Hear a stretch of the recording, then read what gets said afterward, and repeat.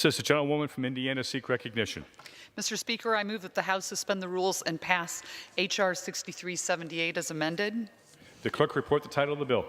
H.R. 6378, a bill to reauthorize certain programs under the Public Health Service Act and the Federal Food, Drug, and Cosmetic Act with respect to public health security and all hazards preparedness and response and for other purposes.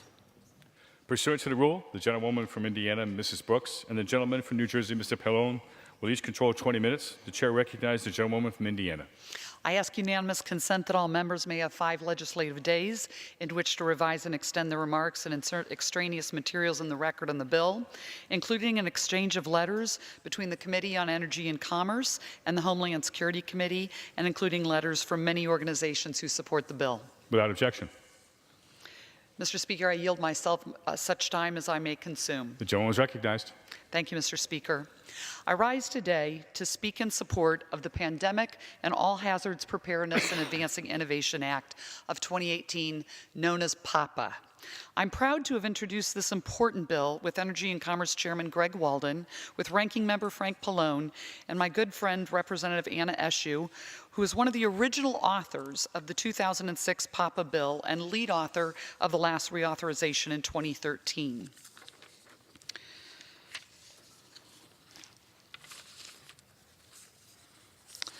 This bipartisan public health and national security effort will ensure our nation is better prepared to respond to natural disasters like hurricanes, emerging infectious diseases like Zika or Ebola, and chemical, biological, radiological, or nuclear attacks from terrorist groups or from nation states. 17 years ago, Congress was the target of a biological attack when letters laced with anthrax arrived in members' offices just days or soon after the 9/11 terrorist attacks. In the aftermath of 9/11, a blue ribbon study panel on biodefense was formed. It was led by bipartisan leaders, former Senator Joe Lieberman, former Governor Tom Ridge, and many others. In October of 2015, after extensive discussions around the country where they learned from experts, they created a national blueprint for biodefense, which provided us with a roadmap in drafting this important legislation.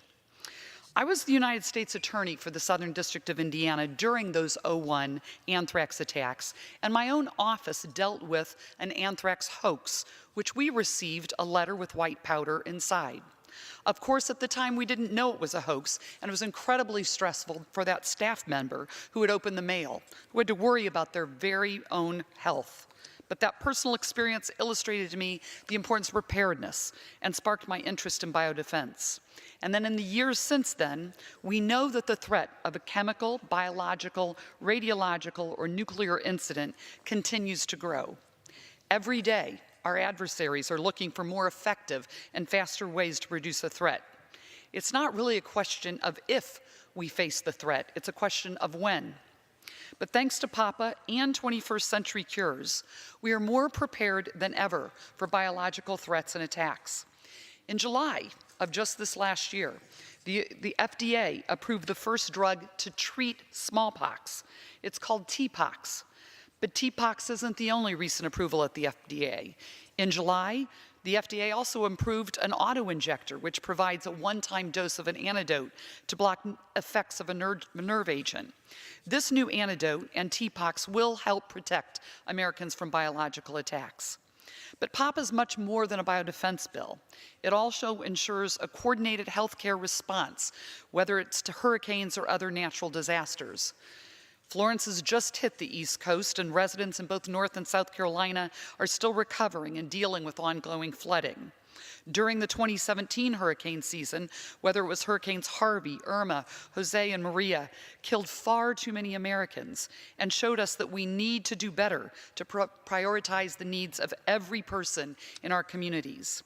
The PAHPA bill we're considering today does just that. It prioritizes our nation's most vulnerable populations, our children, our senior citizens, and those with disabilities.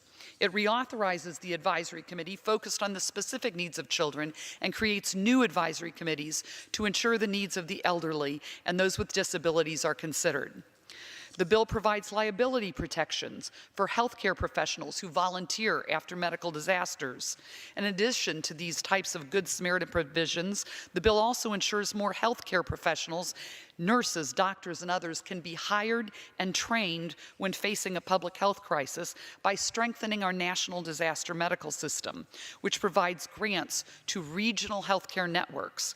It also ensures we have robust supplies of vaccines, basic equipment like gloves, hazmat suits, masks, personal protective gear, and more in our strategic national stockpiles located all across the country so that our healthcare professionals and first responders have what they need. PAHPA ensures our preparedness and response capabilities will include a robust pipeline of medical countermeasures by reauthorizing and increasing funding for the BioShield Special Reserve Fund and BARDA, the Biomedical Advanced Research and Development Authority. BARDA's work over the last decade has resulted in FDA approvals for more than 42 different medical countermeasures. The development of medical countermeasures is a lengthy and often risky endeavor, which is why sending a clear signal that BARDA remains a strong and committed partner with academic institutions in the private sector in these efforts is so very important. Last week, we saw even another example of a success of research funded by BARDA when FDA approved a product called RECELL, the first spray-on skin product ever approved for use in the United States. This new treatment will help treat burn victims so they can heal faster and with less risk of infection from painful skin grafts. By using a piece of a patient's skin about the size of a credit card, a doctor can turn a single cell-based solution can be sprayed over the patient's burns so new skin can grow and replace the damaged skin. These types of investments BARDA is making into innovative research and new treatments is critical, but it's also important that we continue to address threats that have been around for years. It's been 100 years since the 1918 pandemic influenza killed millions of people around the globe, including 675,000 Americans. Some experts predict that we are actually due for a potential of another global pandemic, influenza. To address that threat, the bill we're considering today authorizes $250 million for the Assistant Secretary for Preparedness and Response, or the ASPR, to address threats like pan flu. Specifically, the bill directs the ASPR to work to increase manufacturing capacity and stockpile medical countermeasures. While the PAHPA bill we're considering today authorizes funding for research into known threats like pan flu, it also maintains the flexibility that's the foundation of our medical countermeasures enterprise to deal with unknown threats for which we may have no defense today. Even today, the Democratic Republic of Congo continues to deal with an ongoing Ebola outbreak. In order to ensure we're better prepared when we face outbreaks like Ebola or Zika, the bill we're considering today does three important things. It improves the existing emergency response fund so that the Secretary of Health and Human Services does not have to wait on approval from Congress to immediately fund response measures needed to contain an outbreak and save lives. This emergency response fund will create a bridge so that immediate funding is available so we can then supplement with an emergency appropriations bill later. Secondly, the bill requires GAO to conduct a review of the Emergency Response Fund to help appropriators decide what funding level and resources are needed.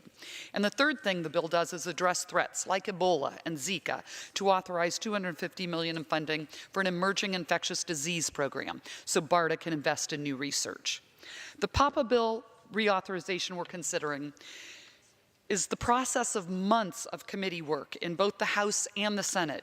And I want to thank all of the staff members and all of the organizations, everyone who has been involved, and all the members who have participated, whether it's in subcommittee or committee hearings on this bill, examining our response to threats. I thank everyone involved for their dedication and their commitment to make sure that we have the procedures, the resources, and support in place to protect our fellow citizens from public health and national security threats. I can't emphasize enough how critically important it is to reauthorize PAHPA.